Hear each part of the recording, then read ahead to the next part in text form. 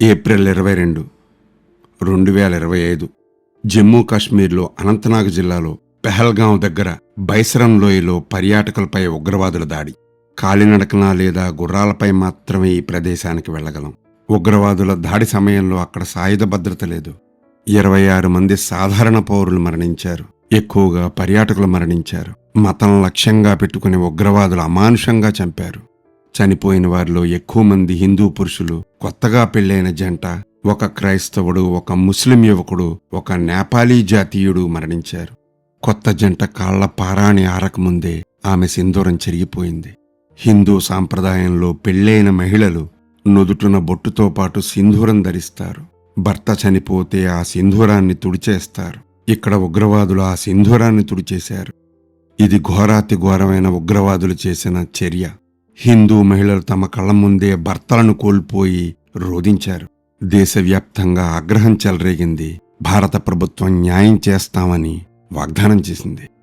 సరిగ్గా ఇదే రోజు మే 7, 2025 భారత సైన్యం ఆపరేషన్ సింధూర్ను ప్రారంభించింది. సింధూర్ అనేది భారతీయ మహిళల నుదుటన కనిపించే పవిత్ర రేఖగా మాత్రమే కాకుండా దేశ భద్రతకు అంకితమైన సైనికుల త్యాగానికి ప్రతీకగా నిలిచింది ఈ ఆపరేషన్ సింధూర్.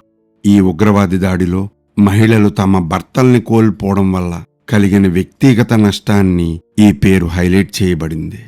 ఈ 4 రోజుల ఆపరేషన్లో పాకిస్తాన్లోని 9 ఉగ్రవాద స్థావరాలపై దాడులు చేసింది భారత సైన్యం. ఇది భారతదేశ చరిత్రలో ఒక ప్రధాన మార్పుగా పరిగణించబడింది. ఇది ఏకకాలంలో భారతదేశం తీసుకున్న నిర్ణయాత్మక చర్య. భారత సైన్యం ఆపరేషన్ సింధూర్ను స్మరించుకుంది. జాతీయ సార్వభౌమత్వాన్ని పరిరక్షించడానికి తన నిబద్ధతను పునరుద్ఘాటించింది. రెచ్చగొట్టే చర్యలకు వ్యతిరేకంగా హెచ్చరించింది ఆపరేషన్ సింధూర్.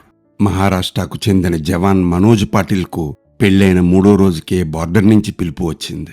నా సింధూరాన్ని దేశరక్షణ కోసం బార్డర్కు పంపుతున్నానంటూ మనోజ్ భార్య యామని అన్నమాట పతాక స్థాయిలో నిలిచింది. భారత సైన్యం చెలరేగింది. ఉగ్రవాదులకు రక్త సింధూరాన్ని చూపించింది. భారత సాయుధ దళాలకు నా జోహార్లు. జై హింద్.